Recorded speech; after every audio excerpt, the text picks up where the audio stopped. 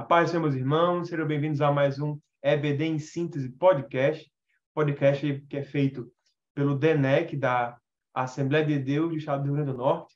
O DENEC é o Departamento de Ensino e Educação Cristã, e hoje vamos aqui tratar da lição de número 3, das lições bíblicas da CPAD, com o tema O que é uma igreja relevante. Está comigo aqui o nosso querido amigo, nosso irmão e professor, João Felipe. Pai, Senhor João Felipe. A paz do Senhor, Reinaldinho. Estou feliz de estar aqui, contribuindo com mais essa lição. E como nosso irmão Reinaldinho já falou, hoje nós estaremos dando continuidade a essa jornada que está sendo mais esse trimestre, E eu tenho certeza que vai ser bênção, tanto para a gente que está aqui, como para vocês que vão estar escutando. Espero que seja de grande proveito, para vocês, professor da EBD. E é isso aí, vai ser uma bênção. Amém, João. E o nosso tema de hoje é uma igreja relevante, E o que é uma igreja relevante? Nosso texto que inicia a nossa lição se encontra em Mateus 16, versículo 18, que diz: Pois também eu te digo que tu és Pedro, e sob esta pedra edificarei a minha igreja, e as portas do inferno não prevalecerão contra ela. Essa lição é muito importante, porque no tempo em que nós vivemos, nessa sociedade tão mundanizada, onde pecados que há 50 anos atrás eram vergonha para a sociedade, hoje eles são pecados que são aplaudidos por todo mundo, Como deve se portar a igreja nesse cenário? Porque, veja, vivemos, de alguma forma, perseguidos, No mundo, você tem várias perseguições à igreja. Você tem igrejas sendo perseguidas com morte, igrejas sendo perseguidas com violência patrimonial, violência intelectual em alguns países, E também a violência cultural, A cultura do mundo, ela é avessa a tudo que a igreja representa. E eu queria ouvir você, João, essa introdução sobre essa lição. Creio que todos os professores aqui já têm a lição, já leram a lição, já prepararam a lição. Inclusive, o tópico antes da aula, aqui na lição, a nossa comentarista, ela pede que leia a lição, leia a revista, Faça aquela leitura rápida, se você puder, na semana, vá pesquisando. E para ter uma igreja relevante, primeiro tem que começar a ter uma aula de EBD relevante, É verdade. Bom, João? É verdade. E é importante também lembrar que a lição ela é um guia, para você, professor, mas é sempre interessante você trazer sempre alguma coisinha a mais e ir complementando ali sua aula, porque é importante, apesar de já ser um plano de aula, digamos assim, a nossa revista, é importante que você tire um tempinho, faça um esboço, ali separe o que você quer trazer para os seus alunos, que vai ser de grande valia. E já nesse contexto de se planejar para a aula, a lição ela traz os objetivos da aula de hoje, que é explicar o conceito bíblico de igreja, e já traz, mais adiante, a gente vai ver algumas definições de igreja, tanto no sentido literal da palavra, como a questão de igreja com I maiúsculo, igreja com I minúsculo. Então, a gente vai ver disso hoje na lição, apresentar as características da igreja de Cristo, que a lição também vai trazer alguns pontos falando sobre como o Novo Testamento mostra como deve ser a característica dessa igreja, e explicar a diferença entre ser igreja e frequentar o templo, que é assim que se introduz a lição de hoje, exatamente trazendo um pouquinho sobre o cenário mundial de igreja, essa questão assim, porque sempre quando a gente escuta falar sobre igreja, a pessoa diz assim: pronto, recentemente até eu escutei assim, João, ele vai chegar um pouquinho atrasado porque ele está envolvido com os negócios da igreja. A igreja ela se tornou um sinônimo assim de mais como um grupo, uma classe ali de pessoas. A comunidade. Exatamente, alguma questão assim, mas será que nós realmente entendemos, compreendemos o verdadeiro sentido de igreja? Nós vemos até hoje em dia o grupo de pessoas que, por exemplo, não se identificam muito com essa questão de igreja, que são o que nós chamamos de os desigrejados, que é um grupo que, infelizmente, tem crescido muito ultimamente, que é esse negócio de que a igreja somos nós, eu posso ser igreja onde eu for, eu não preciso ter uma congregação, eu não preciso me congregar, estar ali com os meus irmãos, e isso é bem perigoso. E nessa igreja, nessa lição, aliás, vai trazer exatamente essa questão de como anda esse cenário e como a gente pode somar esses conhecimentos e conseguir ter uma melhor compreensão de como se é realmente que a igreja tem que agir, como se deve ser uma igreja de acordo com os princípios bíblicos, e assim, a partir daí, a gente começar a entender um pouquinho mais sobre o evangelho. Porque até, além desse exemplo dos desigrejados, nós temos exemplos também de hoje em dia o termo de ser da igreja ou ser cristão virou um clichê. Um clichê, me desculpem o modo como me expressei, talvez, mas é pela questão de que hoje em dia ser cristão virou moda, pronto. Digamos assim, ser cristão virou moda, não um verdadeiro cristão com os princípios do evangelho. Mas você se denominar cristão, se denominar crente, hoje em dia virou uma moda muito grande, né? Todo mundo hoje em dia enche a boca e diz, eu sou crente. Aí eu lembro de minha mãe dizendo que crente até o diabo é, né? Porque... Mas é exatamente nesse contexto que nós precisamos entender um pouquinho mais como funciona, como se deve ser uma igreja, em que ela se fundamenta, quais as características, que é exatamente o que a gente vai trazer hoje na lição. Não é, Reinaldinho? João, eu percebo assim também. Eu conversando com algumas pessoas que não são evangélicas e elas aplaudem o trabalho social da igreja. E assim, é bem verdade, nós temos que fazer trabalho social e ser uma igreja relevante é ser uma igreja que faz trabalho social, né? Temos vários exemplos de várias igrejas da Assembleia de Deus em todo o Brasil que fazem excelentes trabalhos sociais com idosos, com idosas, com homossexuais, com travestis, com prostitutas, né? Então, é um trabalho muito, muito importante, muito interessante que ocorre na igreja. Contudo, tratam como um ocultismo, né? As verdades e o que acontece no seio espiritual da igreja, né? E eu acho que esse é o problema dos chamados desigrejados, né? Eles acreditam que, por serem igreja, eles podem fazer o trabalho social, podem fazer as boas obras, por assim dizer, mas nas disciplinas espirituais, nas disciplinas que tornam o crente cada dia mais santo para levar para o céu, isso eles rejeitam. Veja, o apóstolo Paulo, quando escreve, provavelmente Paulo, né? Quando escreve aos Hebreus, ele vai, capítulo 10, versículo 25, ele vai dizer: não deixando a vossa congregação, como é costume de alguns, antes admoestando-nos uns aos outros. Ou seja, essas pessoas que se auto, aquele termo, excomungam. Eles se auto-excomungam da igreja. Eles saem da comunhão da igreja porque eles não conseguem absolver as admoestações. Eles não deixam ser lapidados por Cristo. Eles não entendem que a lapidação de Cristo em nossa vida é com nossos irmãos, é com o nosso pastor, é com o nosso líder, né? Deus vai nos provando, vai nos capacitando, e esse processo de capacitação, de certificação, de crescimento espiritual, ele necessita dor, sofrimento de alguma forma, né? E a gente precisa ouvir muitas verdades que a nossa carne, o nosso ego precisa se curvar, né? Ante a verdade, ante a revelação da palavra de Deus. E aí chega aqui a nossa primeira pergunta: o que é igreja? Né? Olha, a gente tem aquele costume de dizer que igreja é eclésia, né? Bota logo o grego no meio, né? Eclésia, olha só. E aqui fala, né? Na Bíblia vemos que a palavra igreja é uma tradução do termo grego eclésia, que refere a união de um povo por convocação.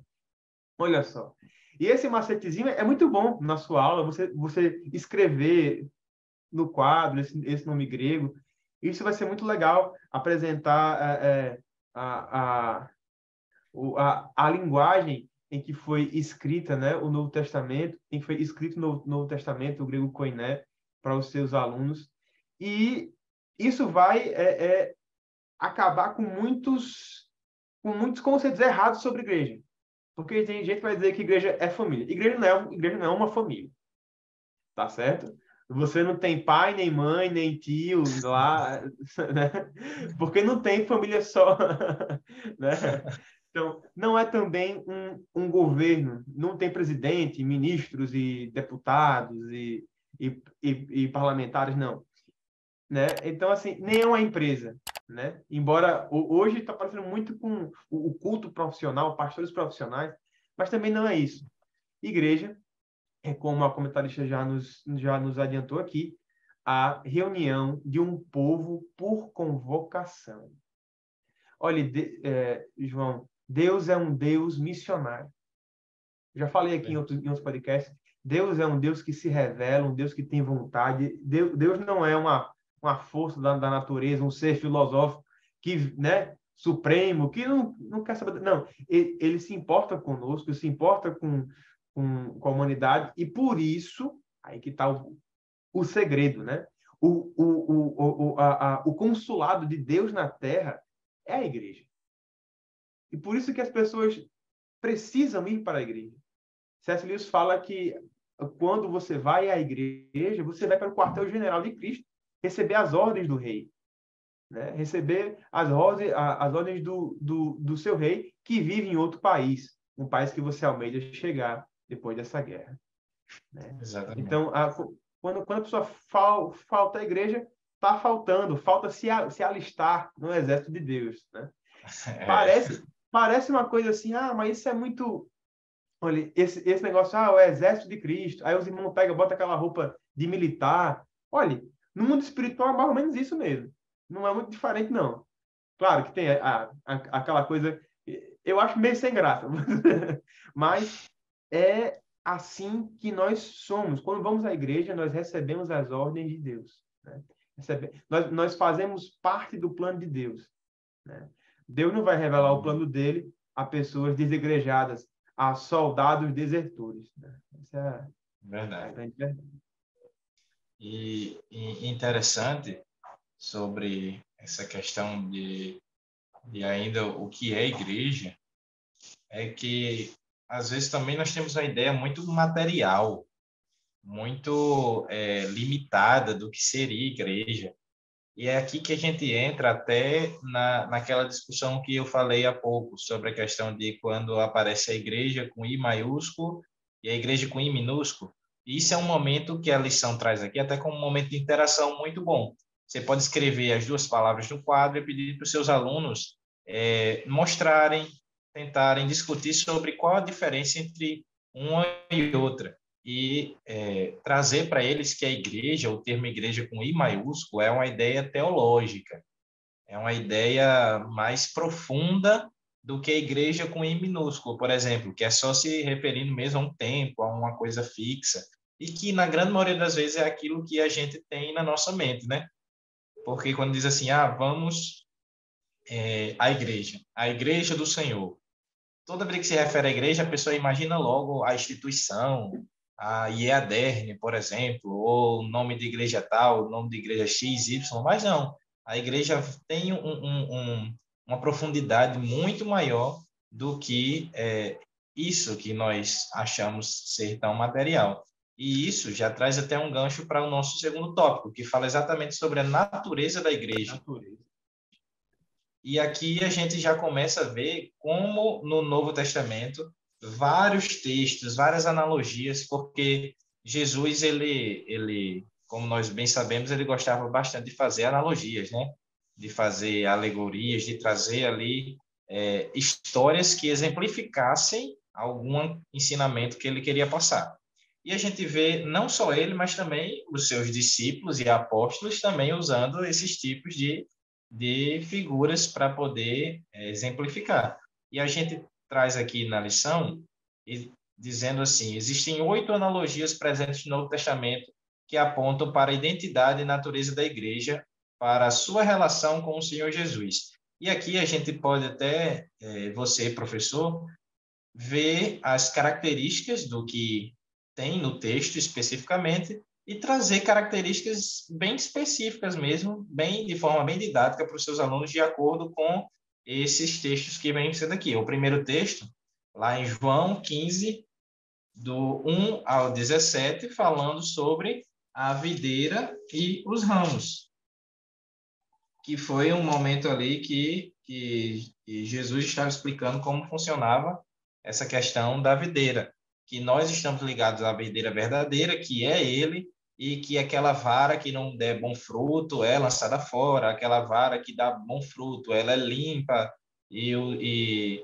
toda essa questão de dar frutos, mais lá na frente, Paulo vai falar até sobre questões mais botânicas, sobre essa questão da videira, sobre a questão de enxerto, de você pegar um ramo que não é da árvore propriamente dita, enxertar nela e ela dar frutos e fazer e prosperar, ou às vezes também não dá tão certo, porque enfim, é um enxerto, mas é uma ótima analogia para você trabalhar com seus alunos, já esse primeiro ponto aí, da videira e os ramos. E a lição vai trazendo outros. O pastor e suas ovelhas, lá em João 10, ali do capítulo 10, versículos 1 ao 30, vai trazer o reino sacerdotal e o sumo sacerdote, lá em Hebreus, no capítulo 5, do 1 ao 10, também lá na primeira epístola de Pedro, do capítulo 2, na primeira epístola de Pedro 2, 5 e 9, nos versículos 2, 5 e 9, e também Apocalipse no capítulo 1, no versículo 5 e 6.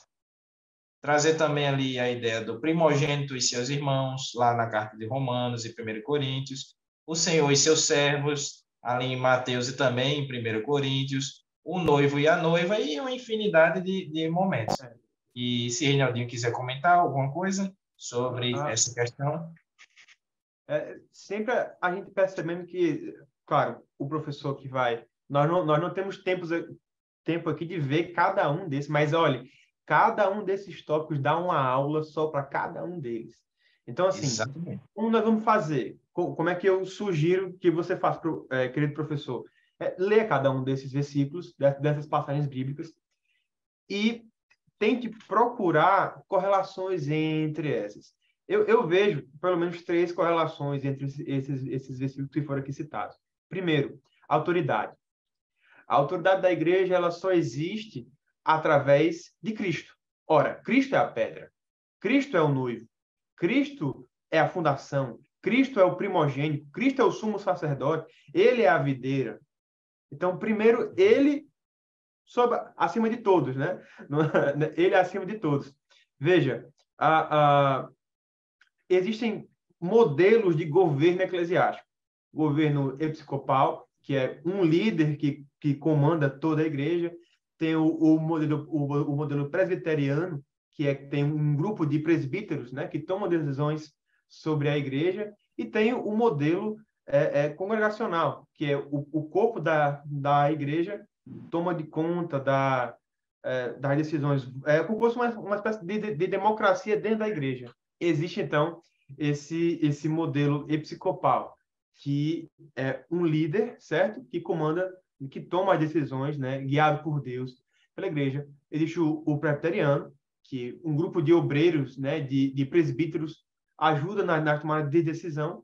E o modelo congregacional, que um grupo de irmãos, né? Os irmãos da igreja se reúnem e tem votos divididos com poder de voto igual. Agora, não importa o modelo em que nós escolhamos, veja que tem igrejas que misturam, né? Tem um presidente, mas tem uma diretoria, tem um corpo de obreiros e tem assembleias gerais, que todo mundo vota, né? Agora, a autoridade sempre é Cristo. Não importa o modelo de força, de governo que aquela igreja tenha ou deixe de ter, mas Cristo tem que ser a autoridade. A segunda coisa que eu vejo, a vida. a força da igreja. A força da igreja não está numa boa EBD, também não está num bom louvor, nem numa boa pregação, na igreja muito rica, muito arrumada, não. O poder da igreja está em Deus. Ora, se o ramo não estiver conectado à videira, ele não vai florescer, ele não vai dar frutos. Então, quem está ligado em Cristo tem que ter as características de Cristo, e a força dele vem de Cristo. E eu acabei falando a terceira coisa, a característica de Cristo. Não basta só você tratar com os de dentro da igreja de forma cristocêntrica, mas também os de fora devem perceber isso. Existe uma agência interna da igreja, né, que edifica o corpo, Cristo edifica o corpo, mas também existe uma agência externa. O mundo, ao olhar para nós, embora não nos entenda, embora nos persiga, caçoe de nós, mas deve olhar para nós e ver as virtudes de Cristo, não é? O Senhor Exatamente. e seu servo, o primogênito e seus irmãos, o rei sacerdote, o sumo sacerdote, ou seja, quem quiser fazer parte deste reino, quiser fazer parte desta nação santa, que é a igreja do Senhor Jesus Cristo, deve também se parecer com ele. Deve ter, estar debaixo das autoridades, das autoridades por ele constituídas, e também debaixo da autoridade suprema, que é dele. Tem que ter a força de Cristo, tem que ser a sua motivação para a igreja tem que ser Cristo, e, em terceiro lugar, deve demonstrar as características de Cristo. Isso é que eu vejo em todas essas. Isso foi o que eu vi, mas o professor ele pode falar demais, né? Complementando isso que Reinaldinho falou, eu observo também a questão de preste atenção que sempre, quando nós falamos de igreja, Cristo está junto dela. Ele não se aparta dela em momento nenhum, porque todos os exemplos que ele dá, a videira e seus ramos, quem nutre os ramos para que eles deem fruto é o tronco principal, é a videira. A seiva, né? Exatamente. Quem transporta a seiva para os galhos é o tronco principal, que é a videira propriamente dita. O pastor e suas ovelhas. Dei um exemplo claro que nós somos as ovelhas sendo apacentadas pelo pastor dos pastores, que é ele. Então, nós vemos sempre a questão da dependência da igreja de Cristo e o modo como ele tem tanto carinho pela sua igreja que ele sempre se faz presente em todos os exemplos que ele dá. Até quando a gente vê, por exemplo, um exemplo mais íntimo, que tem a questão até mesmo de um sentimento amoroso ali envolvido, quando a questão do noivo com sua noiva. O noivo, quando ele está ali, ele vai, prepara tudo, ele deixa suas intenções para com a noiva ali bem claras, eu quero me casar com você. Ele se retira por um tempo, prepara tudo, mas ele faz uma promessa que vai voltar e vai levar ela para perto dela, e assim eles vão se casar e passar o resto das suas vidas unidos. E isso são exemplos belíssimos de como é o relacionamento de Cristo, o fundador da igreja, certo? Porque muitos acham, tendem a levar para outros pontos por conta exatamente desse versículo que nós lemos no texto áureo, de que as fundações da igreja não estão em Cristo, mas sim em homens, né? Como é a questão desse versículo, muitos interpretam no próprio Pedro. Mas a gente vai ver exatamente nesses próximos tópicos de que não é bem assim, não é mesmo? É verdade. Aqui o ponto 2.1 ele vai tratar da igreja como um edifício, né? Essa comparação ela aparece no textuário que nós lemos lá no começo da nossa aula de hoje, nosso podcast de hoje, e ela está intimamente ligada com a primeira carta do apóstolo Pedro, né? A gente leu. Ele vai dizer que o fundamento ou a pedra principal da igreja é Jesus. Essa declaração ela faz referência ao princípio básico de toda construção, né? Que toda construção precisa ter um fundamento, né?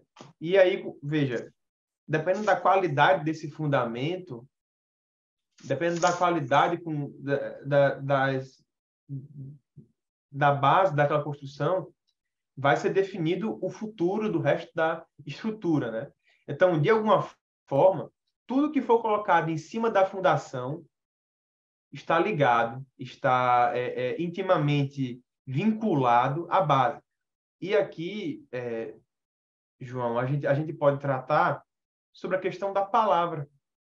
Veja, já que Cristo é a nossa pedra, já que Cristo é o nosso firmamento, nossa pedra principal, ora, o resto da construção não pode querer sobrepujar a fundação.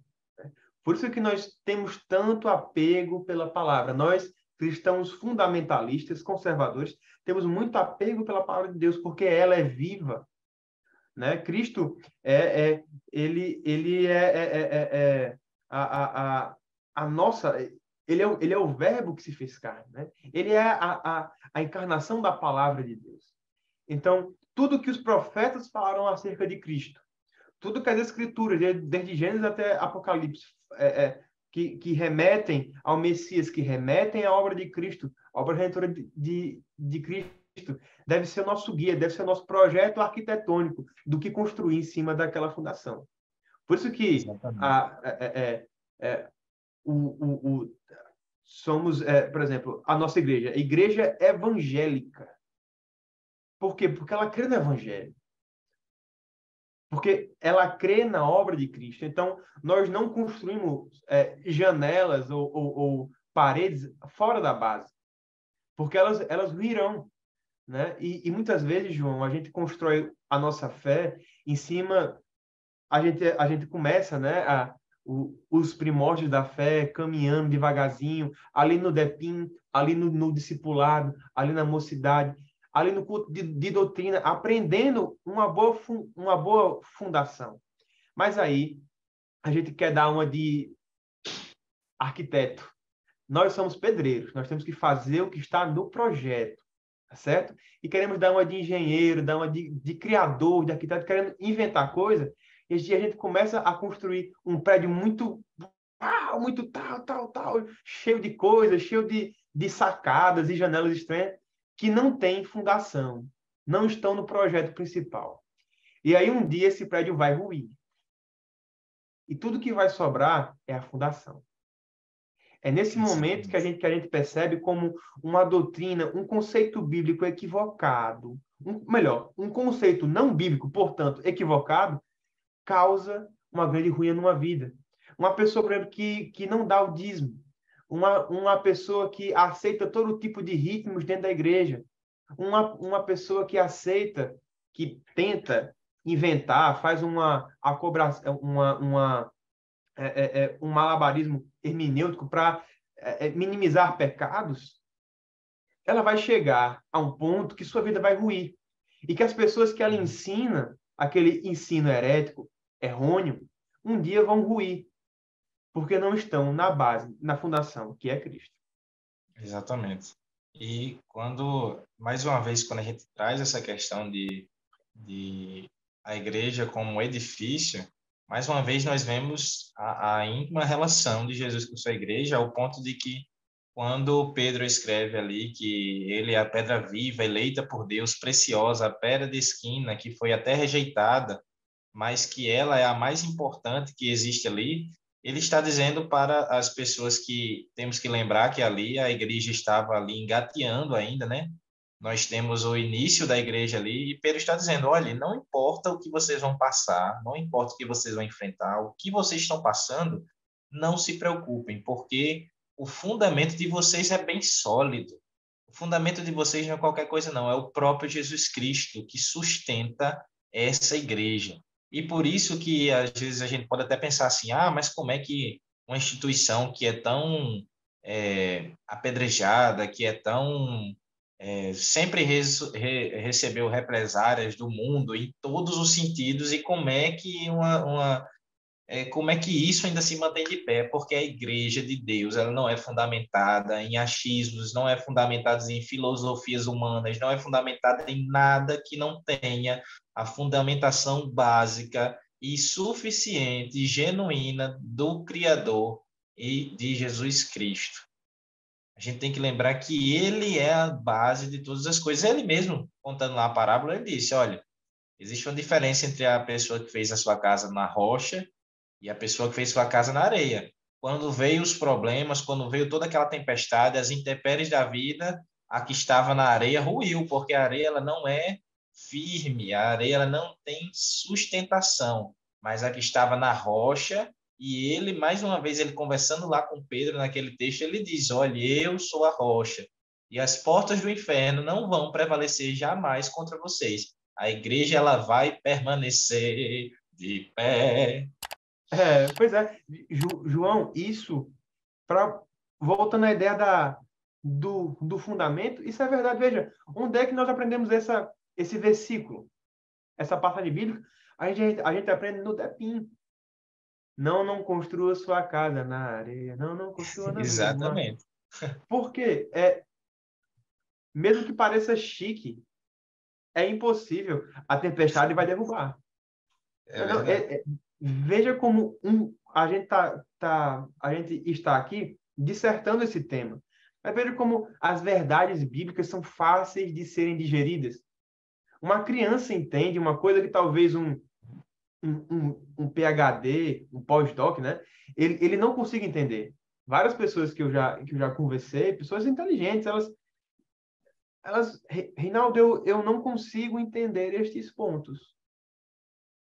Não adianta, porque o evangelho, a mensagem da cruz, ela é loucura para os homens, né?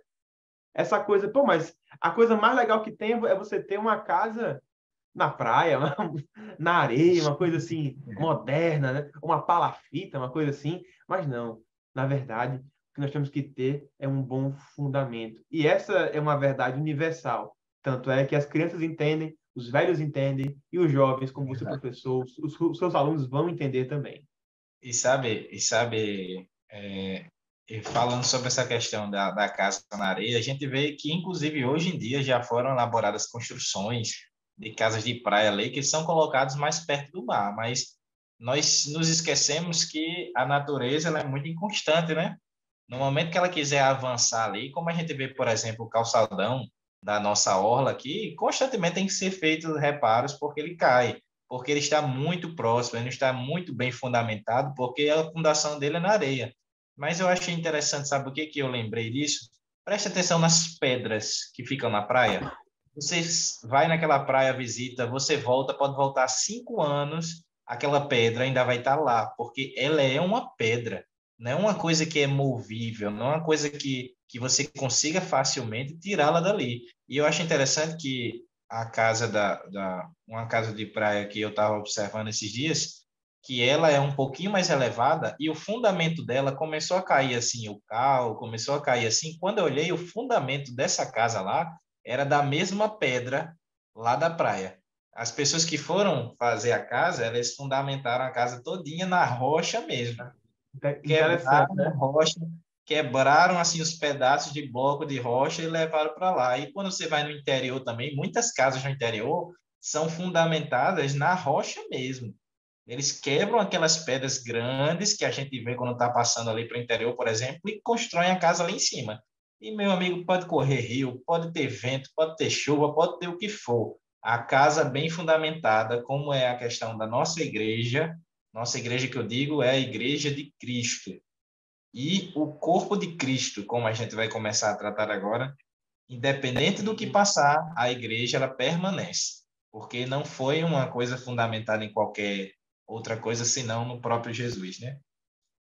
João, em relação ao corpo de Cristo, né, como a igreja como o corpo, né, como a biologia do corpo de Cristo, vamos dizer assim, a, a comentarista ela vai dizer que essa imagem, quando o apóstolo Paulo vai escrever aos irmãos que estavam na cidade de Éfeso, essa imagem, essa ideia de corpo, utilizada pelo apóstolo Paulo, aponta para o funcionamento do corpo, que ele é governado e dirigido pela cabeça, aquela ideia de autoridade, né? Essa mesma analogia será utilizada pelo apóstolo em sua primeira carta aos cristãos em Corinto, quando ele usa essa comparação para ensinar sobre a diversidade e a unidade da igreja. E aqui eu acho isso impressionante, porque é um conceito biológico, né? para e que todo mundo entende, todo mundo consegue entender. Ora, Exatamente. obviamente o corpo humano tem tecidos e órgãos e células diferentes. Cada parte do corpo tem a sua função diferente, mas todas elas contribuem, todas elas se coadunam para o funcionamento do corpo. E aqui, quando nos é informado que Cristo é o cabeça da igreja, que Cristo é a cabeça, o cérebro pensante da igreja, a gente tem que entender, de novo, a ideia da autoridade e também a ideia do controle, tá certo? A verdadeira igreja, ela é controlada por Cristo. Não adianta você ter um corpo atlético, forte, saudável, mas que o braço tem uma síndrome do braço doido, sei lá, que se comanda sozinho, não é? Movimentos involuntários em parte do corpo, células defeituosas, células cancerígenas, isso tem que ser tirado, tem que ser tratado, expurgado do corpo, porque isso fará com que o corpo sofra, né? Na verdade, Cristo, ele é a parte principal. Então, veja, quando a gente cai, quando a gente... quando vem alguma coisa na nossa cabeça, quando a gente escuta um barulho alto, nosso primeiro reflexo é defender a cabeça, é fazer assim, né? E, Exatamente. na verdade, isso também acontece com a igreja. Nós temos que defender, acima de tudo, o evangelho. Ora, Deus, ou seja, Jesus, né, não precisa de defensores. Deus não precisa de nós, essa é a verdade. Mas nós somos testemunhas dele.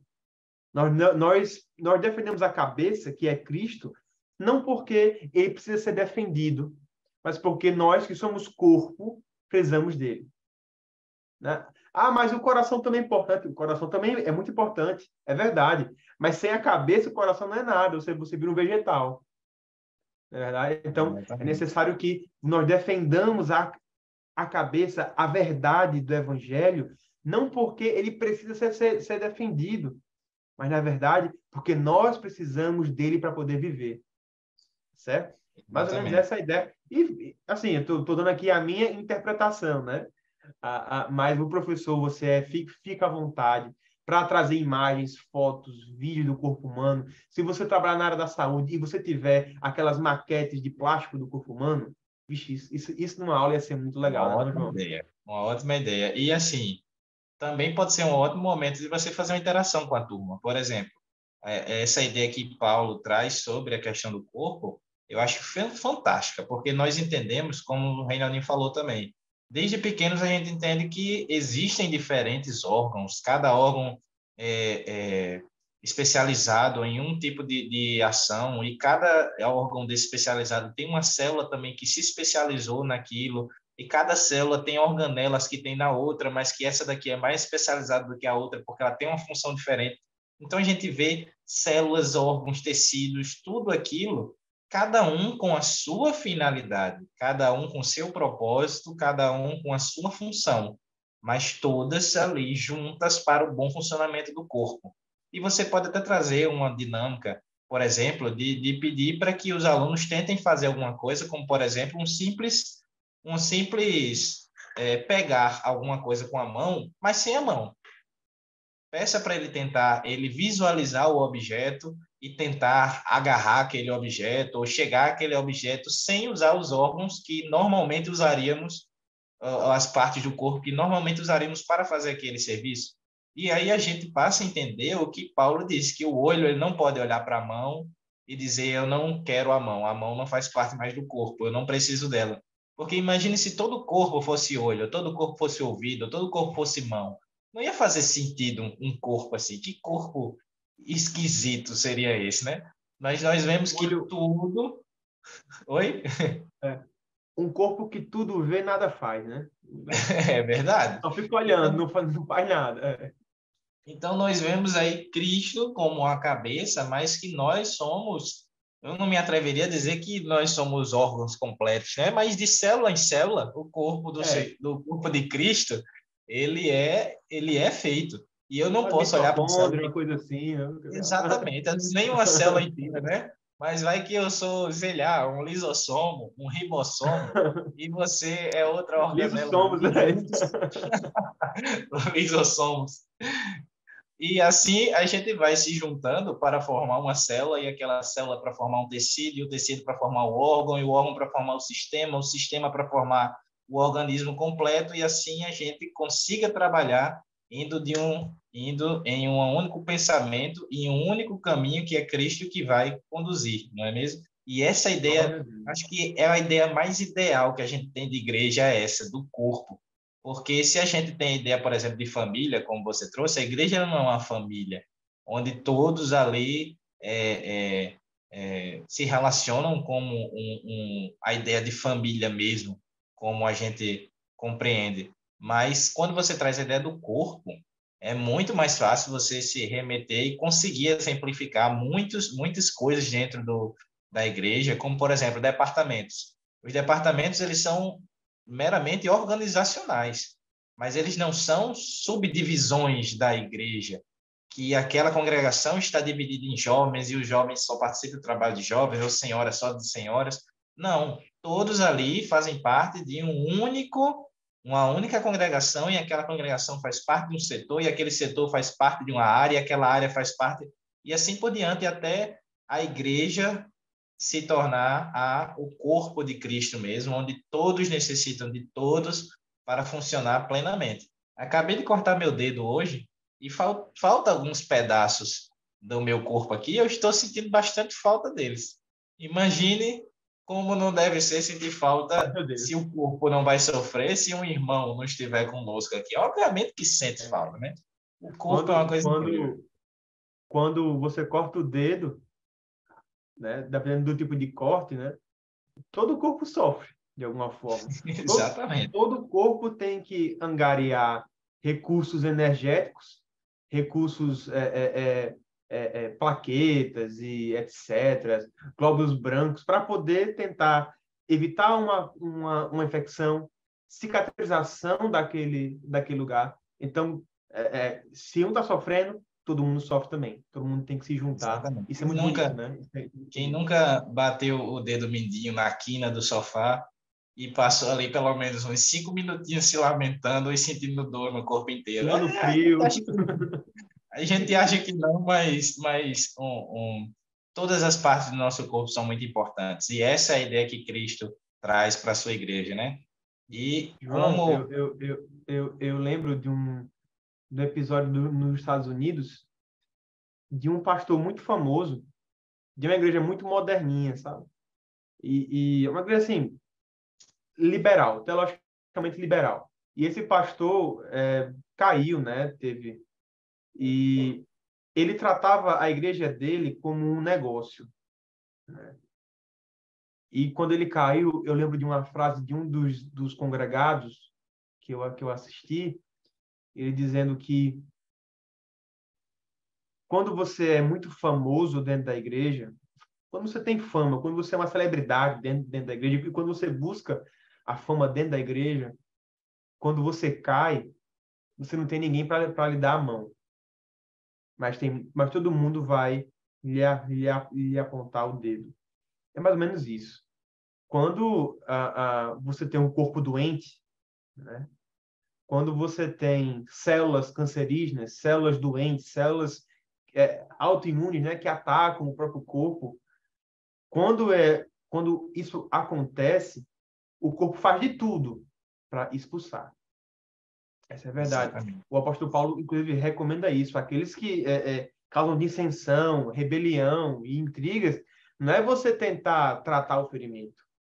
Ninguém tenta reacolher um câncer. As pessoas querem jogar para fora, tá com radiação, tá com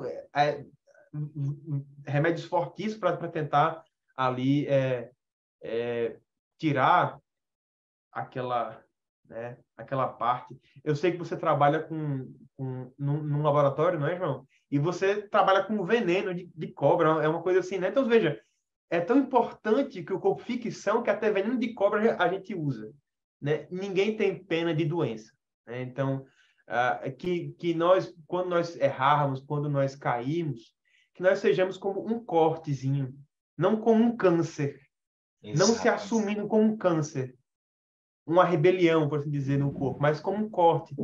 E que nós aqueles que recebem a admoestação são como um corte. Eles são cicatrizados, eles são regenerados e voltam a fazer parte do corpo. Agora, aquela célula, aquela parte do corpo que se rebela contra o corpo não tem pena dele. A cabeça não tem pena dele. A cabeça vai tomar remédios, vai fazer vários procedimentos para tirar Exatamente. aquela parte do corpo. E E aí é nós esse, chegamos na... essa é Pode a não, pode beleza. não. Eu prometo que é a última analogia que eu vou fazer, mas essa é a beleza do organismo quando Paulo fala sobre isso. Porque se você for pensar nessa questão, até, por exemplo, nas nossas mortes celulares, existe a nossa morte celular, a apoptose, que é a programada, que é o próprio corpo que diz, não, essa célula já deu o que tinha para dar, agora eu vou tirá-la dali e vou colocar uma nova para colocar ali no lugar dela e fazer a mesma função. Você vê que é uma morte que a própria cabeça diz ali, não, essa está na hora dessa pessoa.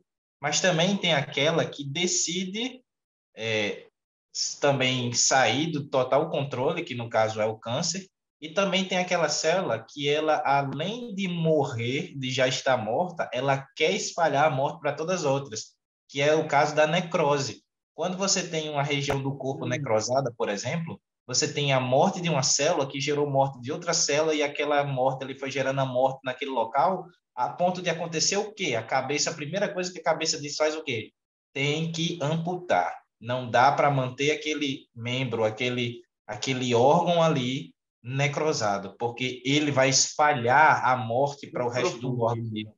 Então veja como a ideia que Paulo traz do corpo é tão brilhante que tudo que você quiser de processo fisiológico, você quiser relacionar como a igreja deve ser estruturada e como Deus ele trata com a sua igreja nisso, dá para utilizar. Olha, quem é da área da saúde fica aqui com a cabeça pipocando, porque Eita. eu tenho milhões de ideias aqui que podem ser aplicadas relacionadas ao corpo. Meu Deus, eu vou ter que dar muito essa lição para poder dar essa aula. Bom, e aí chegamos no nosso último tópico, que é as características da Igreja de Cristo.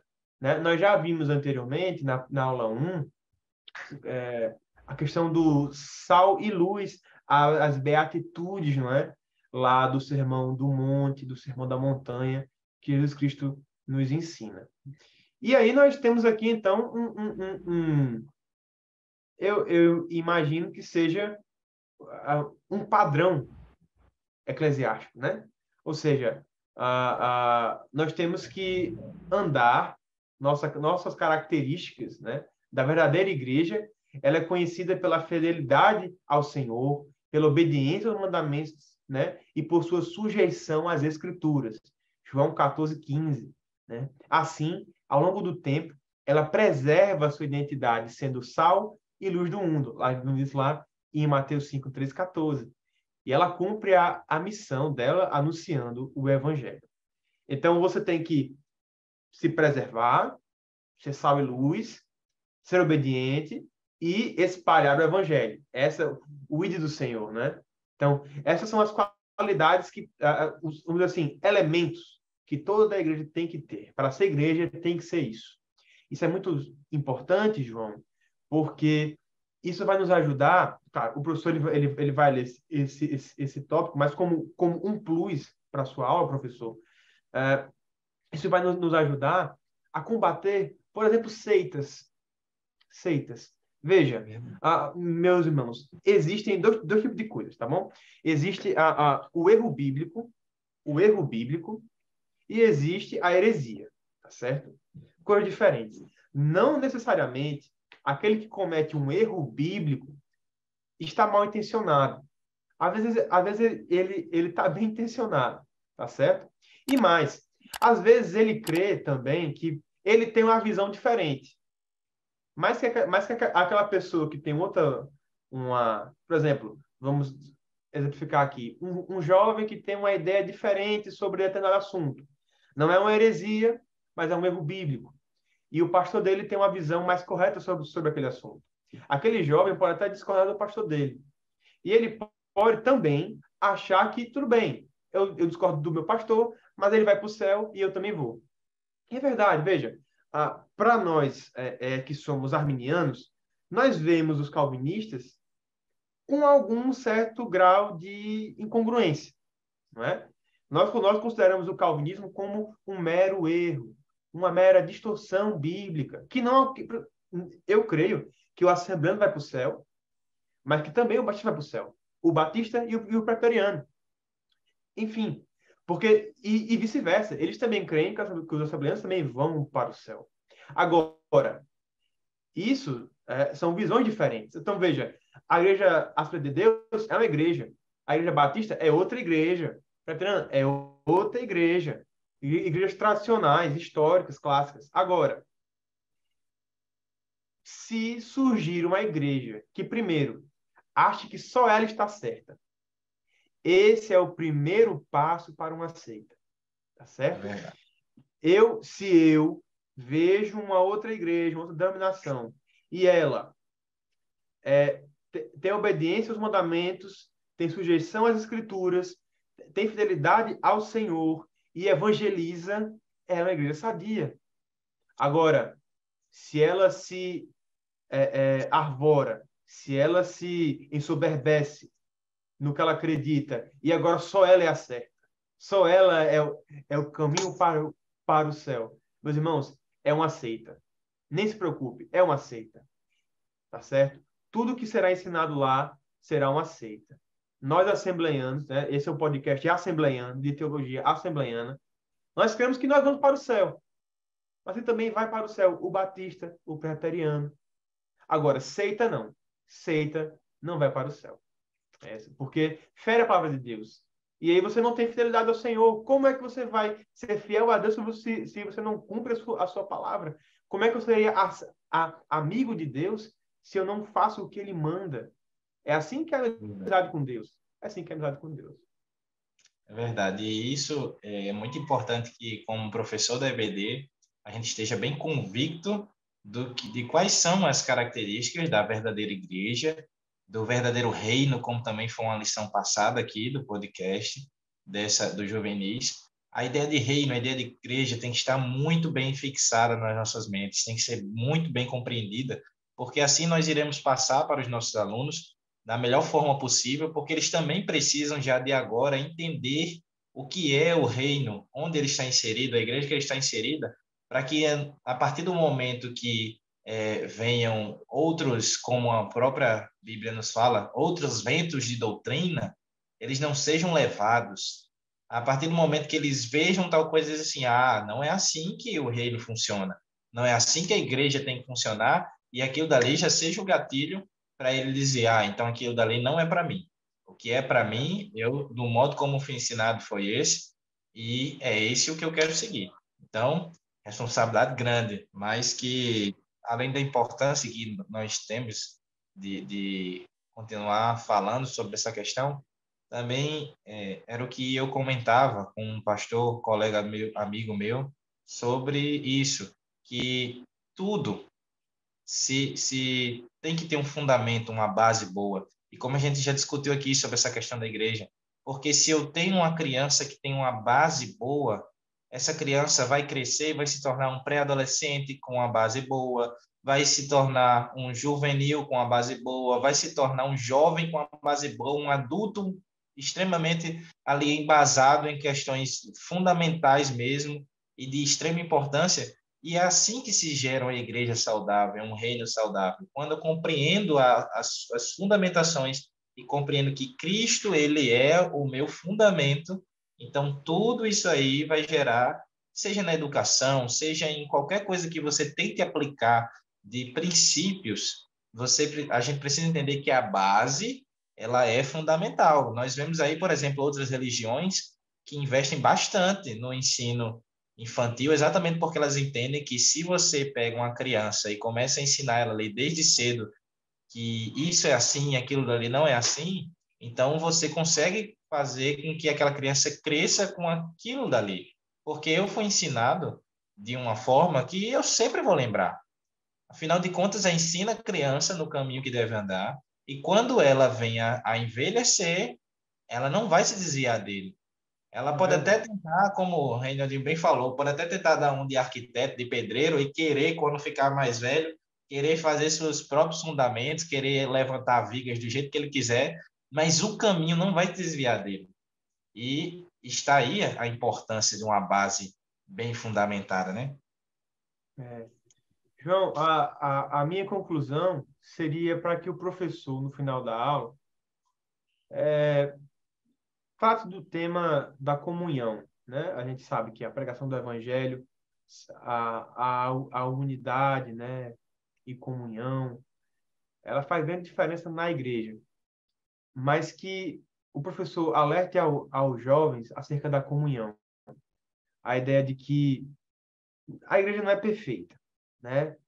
Às vezes o corpo fadiga, mas nem por isso é uma doença, algo terrível, mas ainda é o corpo, né? Muitas vezes há muitos conflitos entre pastores, entre lideranças, até entre as ovelhas, né? Mas não deixe a congregação. Essa eu acho que é a recomendação que eu deixaria no final. Essa questão de que quando você realmente ama ali sua igreja, quando você tem esse sentimento pela sua congregação, você começa a entender mais um pouco sobre o corpo. Nós tivemos algum problema com a conexão do nosso irmão Reinaldinho, mas nós queremos desde já agradecer pelo momento que vocês passaram aqui conosco.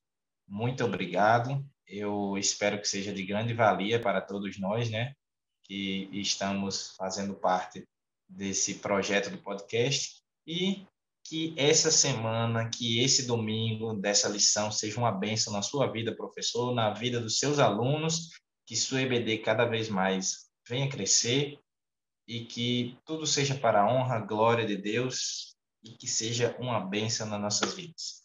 Então, muito obrigado por estar aqui conosco até esse exato momento e a paz do Senhor.